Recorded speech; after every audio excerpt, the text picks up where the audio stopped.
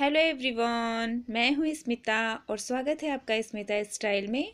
आज मैं आप लोगों के साथ एक बहुत ही ब्यूटीफुल फ्रंट स्लिट कुर्ती की कटिंग और स्टिचिंग शेयर करने वाली हूँ, जिसे मैंने इस वाली पिक से इंस्पायर होकर के बनाया है। और इसकी स्लीव्स मैंने थोड़ी डिज़ाइनर बनाई है पल्स के साथ। तो प्लीज़ वीडियो को लास्ट तक देखिएगा और वीडियो पसंद आए तो प्लीज़ लाइक कर दीजिएगा। और अभी तक आपने मेरे चैनल को सब्सक्राइब नहीं किया है तो प्लीज़ सब्सक्राइब करके बेल के बटन को हिट कर दीजिए। चलिए वीडियो स्टार्ट करते हैं। सबसे पहले हम फैब्रिक देख लेते हैं। तो इसके लिए मैंने ये वाइट कलर का चिकन का जॉर्जेट का फैब्रिक लिया है और ये मैंने 2.5 मीटर लिया है। और ये जॉर्जेट का फैब्रिक है तो इसके अंदर हमें लाइनिंग की ज़रूरत होगी। तो ये मैंने सेम लाइनिंग का फैब्रिक भी 2.5 मीटर ही लिया है। अब हम कटिंग स्टार्ट करेंगे। तो ये देखिए, ये जो लाइनिंग का फैब्रिक है, पहले हम लाइनिंग की फैब्रिक में कटिंग करेंगे।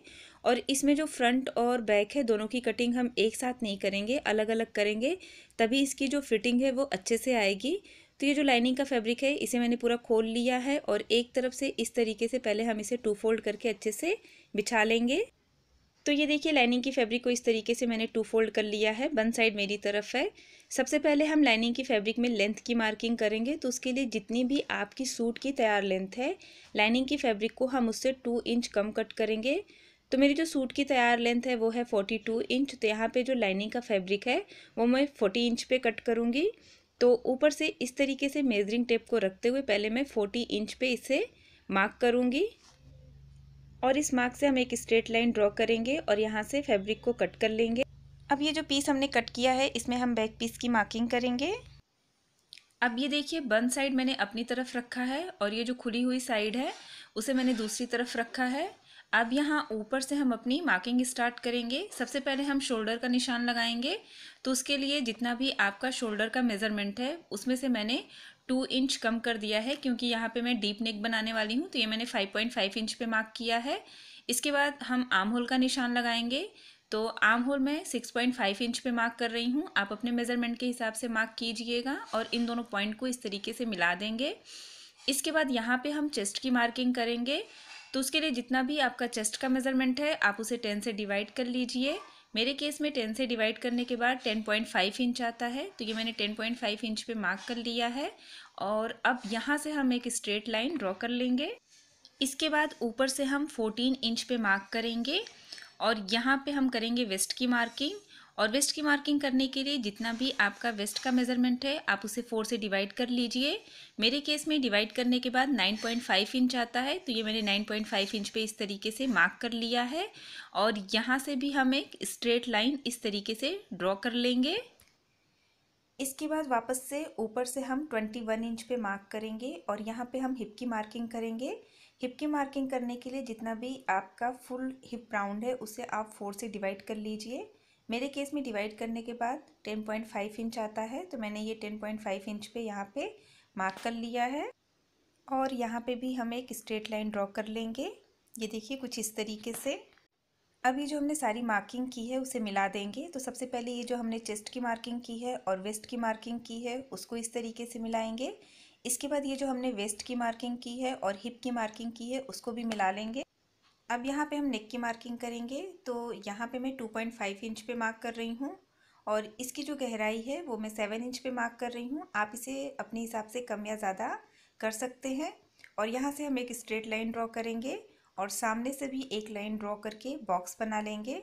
इसके अंदर हम अपना नेक का शेप ड्रॉ कर लेंगे। यहाँ पे मैं राउंड नेक बना रही हूँ तो यहाँ पे मैं राउंड नेक इस तरीके से ड्रॉ कर लूँगी। इसके बाद यहाँ से हम 1/2 इंच शोल्डर डाउन करेंगे। अब हम आर्म होल का शेप ड्रॉ करेंगे। तो ये बैक का आर्म होल है। तो यहाँ पे मैं 1.5 इंच पे इस तरीके से मार्क करूँगी और ये जो हमने लेंथ ली थी इसका हाफ निकालना है। तो ये मैं 3.5 इंच पे मार्क कर रही हूँ और यहाँ से हम अपना आर्म होल का शेप ड्रॉ कर लेंगे कुछ इस तरीके से।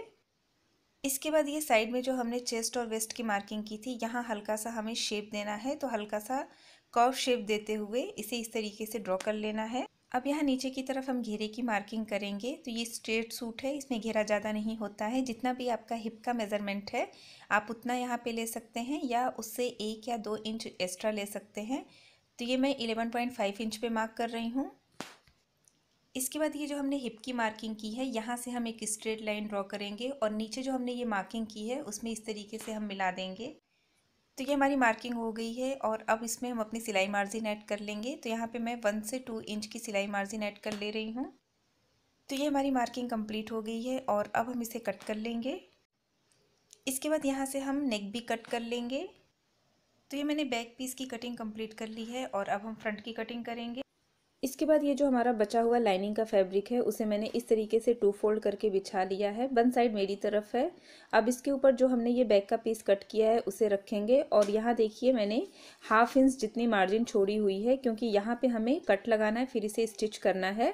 तो जो हमारा फ्रंट का पीस है उसमें हमने 1/2 इंच मार्जिन फ्रंट में छोड़ करके फिर बैक के पीस को रखा है। अब ये जो बैक का पीस हमने रखा है सेम इसको ही रख करके हम इसे ड्रॉ कर लेंगे सारे मेज़रमेंट को। तो ये हमने सारी मार्किंग कर ली है। अब ये बैक के पीस को हम हटा देंगे और जैसे जैसे हमने मार्किंग की है उसी तरीके से हम इसको कट कर लेंगे। तो ये लाइनिंग की फैब्रिक में हमारी कटिंग कंप्लीट हो गई है फ्रंट और बैक की। अब इसको ही रख करके हम अपने मेन पीस को भी कट कर लेंगे। तो ये देखिए लाइनिंग की फैब्रिक को ही रख करके हमने मेन पीस को भी कट कर लिया है, फ्रंट और बैक दोनों को। अब ये जो फ्रंट का पीस है इसे हमें बीच से कट करना है, क्योंकि ये फ्रंट स्लिट कुर्ती है। तो हम इसे वापस से बिल्कुल सेंटर से बिल्कुल बराबर से फोल्ड करेंगे और फोल्ड करके यहाँ बिल्कुल सेंटर से इसको हम कट कर लेंगे। पूरा नीचे तक हमें इसे कट करके 2 पीस में डिवाइड कर लेना है। तो ये देखिए ये मैंने इसे कट कर लिया है और सेम इसी तरीके से लाइनिंग की फैब्रिक को भी कट कर लेंगे। तो हमारी सारी कटिंग कंप्लीट हो चुकी है और लाइनिंग की फैब्रिक को और मेन फैब्रिक को मैंने स्टिच कर लिया है साथ में। अब सबसे पहले हम फ्रंट का पीस तैयार करेंगे। तो फ्रंट में हमने जो ये कट लगाया है पहले हम इसे स्टिच करेंगे। तो इसके लिए मैंने लाइनिंग की फैब्रिक में ये देखिए ये पट्टी कट की हुई है। अब इसको ऊपर से नेक के पास से इस तरीके से बिल्कुल बराबर से रखते हुए पूरा नीचे तक हमें इसे स्टिच कर लेना है। दोनों पीस में करना है, तो पहले मैं ये कर ले रही हूँ। तो ये देखिए ये मैंने पट्टी स्टिच कर लिया है और सेम इसी तरीके से दूसरे पीस में भी पट्टी को मैंने स्टिच कर लिया है। अब इन दोनों पीस को हमें ज्वाइन करना है। तो एक पीस की सीधी साइड को मैंने ऊपर की तरफ रखा है और इसके ऊपर दूसरे पीस को रखेंगे। दूसरे पीस की उल्टी साइड ऊपर की तरफ है और दोनों पीस को यहाँ नेक से बिल्कुल बराबर से करके पहले हम बिछा लेंगे। अब इसके बाद यहाँ नीचे से हम मार्क करेंगे कि हमें कितना खुला हुआ छोड़ना है। तो आप इसे अपने हिसाब से कम या ज़्यादा रख सकते हैं। यहाँ पे मैं 24 इंच पे इस तरीके से मार्क कर रही हूँ और यहाँ तक मैं इसे स्टिच करूँगी। अब ऊपर से दोनों की सिलाई को बिल्कुल बराबर से मिलाते हुए सिलाई से सिलाई पहले मैं पिन से इसको पिनअप कर ले रही हूँ। आप चाहें तो ऐसे ही स्टिच कर सकते हैं या फिर आप इसे पहले पिन से सिक्योर कर लीजिए। तो यहाँ पे पहले मैं पिन से इसे सिक्योर कर ले रही हूँ। तो ये देखिए यहाँ तक मैंने इसे पिन से सिक्योर कर लिया है और अब इसे हम यहाँ तक ये जो हमने मार्क किया है यहाँ तक स्टिच करेंगे। यहाँ पे पक्की स्टिच कर लेंगे हम। तो ये देखिए यहाँ तक मैंने इसे स्टिच कर लिया है और ये यहाँ तक अब ज्वाइंट हो गया है। नीचे की साइड में देखिए ये खुला हुआ है। इसके बाद ये देखिए इसको मैंने बैक साइड पे टर्न कर लिया है और ये जो हमने पट्टी अटैच की थी लाइनिंग की फैब्रिक में इसको इस तरीके से डबल फोल्ड करेंगे दोनों तरफ और इसके ऊपर हम तुरपन कर लेंगे। तो पहले मैं ये कर ले रही हूँ। इसके बाद हम शोल्डर अटैच करेंगे। तो एक पीस की सीधी साइड ऊपर की तरफ रखेंगे और दूसरी पीस की उल्टी साइड ऊपर की तरफ और दोनों शोल्डर को बराबर करके यहाँ पे इसे स्टिच कर लेंगे। इसके बाद हम स्लीव्स कट करेंगे। तो जो हमने सूट कट किया था उसकी साइड से जो फैब्रिक बचा था ये देखिए दोनों तरफ का जो साइड से फैब्रिक बचा था ये वो वाला फैब्रिक है और दोनों को एक दूसरे के ऊपर इस तरीके से बिल्कुल बराबर से प्लेस कर लेंगे और सबकी खुली हुई साइड मैंने अपनी तरफ रखी हुई है।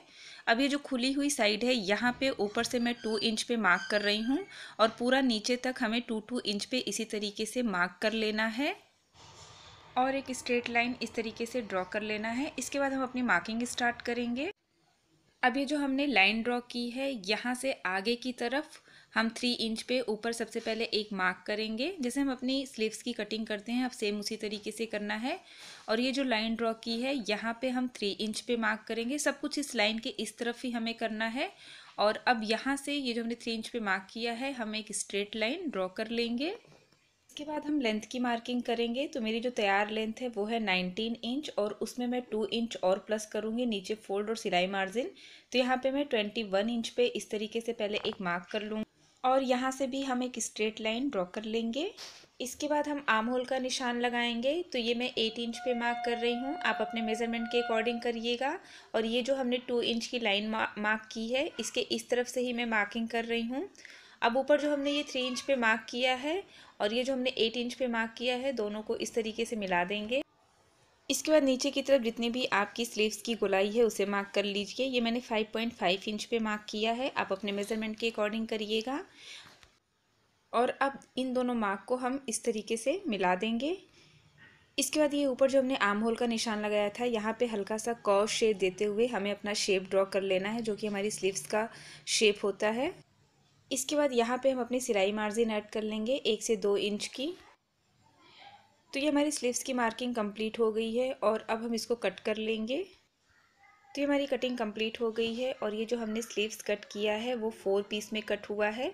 अब इसमें से 2 पीस लेंगे और दोनों को एक दूसरे के ऊपर इस तरीके से रखेंगे। दोनों की सीधी साइड अंदर की तरफ है और अब हम इसे स्टिच करेंगे। तो फ्रंट में जो हमने ये लाइन मार्क की थी 2 इंच की, यहाँ पे हमें इसे स्टिच करना है।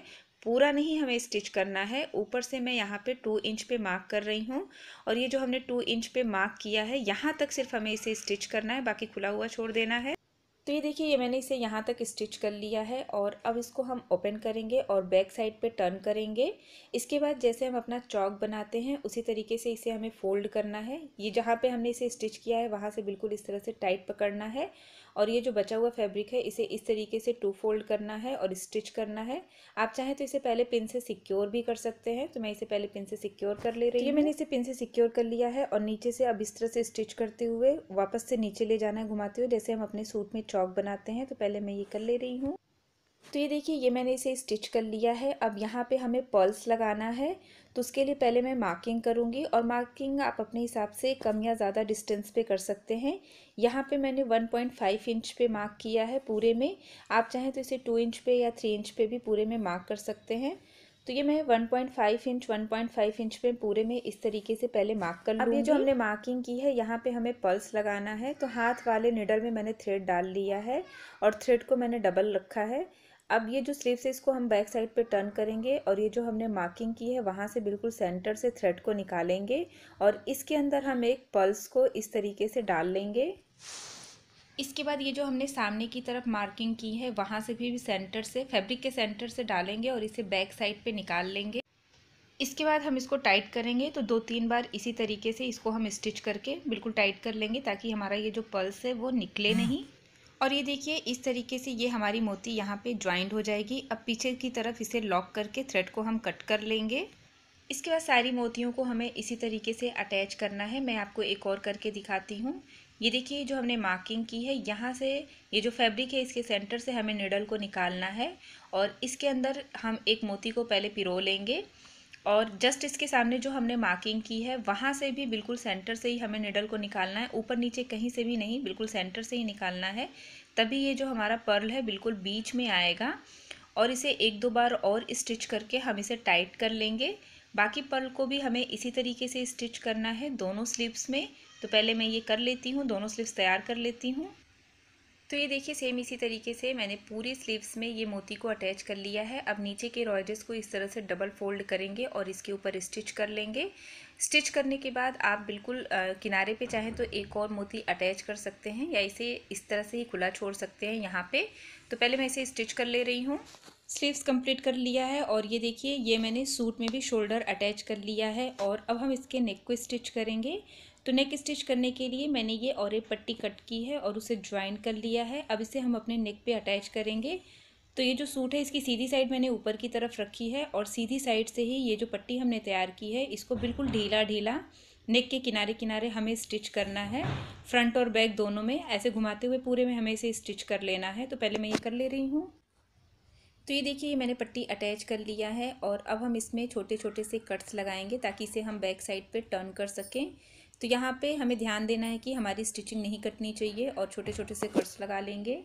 इसके बाद ये जो हमने पट्टी अटैच की है इसको बैक साइड पे टर्न करेंगे जैसे मैं आपको वीडियो में दिखा रही हूँ और एक बार इसे फोल्ड करेंगे और पूरे में हम इसे तुरपन कर लेंगे। ये देखिए, कुछ इस तरीके से। इसके बाद हम स्लीव्स अटैच करेंगे और ये देखिए, स्लीव्स को भी मैंने नीचे की तरफ डबल फोल्ड करके स्टिच कर लिया है और सेम इसी तरीके से मैंने दूसरे स्लीव्स को भी तैयार कर लिया है। अब दोनों स्लीव्स को एक दूसरे के ऊपर रखेंगे। ये वाली जो स्लीव है इसकी सीधी साइड मैंने ऊपर की तरफ रखी है और इसके ऊपर हम बिल्कुल बराबर से दूसरी वाली स्लीव्स को रखेंगे और दूसरी वाली स्लीव्स की उल्टी साइड ऊपर की तरफ है, मतलब दोनों की सीधी साइड अंदर की तरफ है और यहाँ पे हमें जो स्लीव्स में फ्रंट का कट लगाना है, लगता है, उसे लगाना है। तो यहाँ पे एक तरफ 1 इंच जितना अंदर की तरफ इस तरीके से पहले मैं मार्क कर लूँगी और इसके बाद इसे मैं कट कर लूँगी। अब हम स्लीव्स को सूट में अटैच करेंगे। तो ये देखिए सूट को मैंने सीधा करके रखा है और ये जो फ्रंट की साइड है इसे इधर रखा है और स्लीव्स में भी जो हमने फ्रंट में कट लगाया है उसे भी हमें इधर ही लाना है।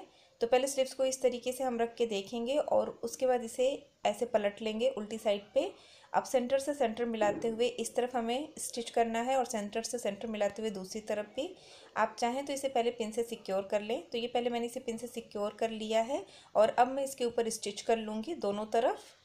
तो ये देखिए मैंने स्लीव्स अटैच कर लिया है और अब हम साइड की स्टिच कर लगाएंगे। तो यहाँ स्लीव्स से बिल्कुल बराबर से करते हुए नीचे तक जहाँ तक आपको चौक खोलना है वहाँ तक आप इसे स्टिच कर लीजिए। दोनों तरफ हमें सेम इसी तरीके से करना है। और ये देखिए मैंने आपको दिखाने के लिए इसे पहले पिन से सिक्योर कर लिया है दोनों तरफ। अब यहाँ पे हम साइड की स्टिच लगाएंगे। तो जब हम इसे स्टिच करेंगे तो ये देखिए हमें यहाँ तक स्टिच करना है, इसको कॉर्नर में यहाँ नहीं लाना है, हमें यहीं पे छोड़ देना है। तो पहले मैं इसे स्टिच कर ले रही हूँ। तो ये देखिए ये मैंने यहाँ पे साइड की स्टिच लगा ली है दोनों तरफ से और अब हम इसका चौक बनाएंगे। तो चौक कैसे बनाते हैं ये मैंने आपको पहले बताया हुआ है। ये देखिए जहाँ तक हमने स्टिच किया है वहाँ से इस तरीके से टाइट करके फैब्रिक को अंदर की तरफ फोल्ड करना है और इसे एक और यहाँ देखिए इस तरह से टाइट करना है और इसे एक और बार अंदर की तरफ फोल्ड करना है और इसके ऊपर हमें स्टिच कर लेना है। तो ये सब मैं करके फिर इसका फाइनल लुक आपको दिखाती हूँ। तो ये है हमारे सूट का फाइनल लुक। मैंने चौक बना लिया है और नीचे के रॉयजेस को डबल फोल्ड करके स्टिच कर लिया है। फ्रंट में मैंने ये पर्ल लगाया है। आप यहाँ पे चाहे तो 100 बटन भी लगा सकते हैं। और देखिए हमारी स्लीव्स कितनी सुंदर से बन करके तैयार हुई है। तो आप एक बार ज़रूर ट्राई कीजिएगा।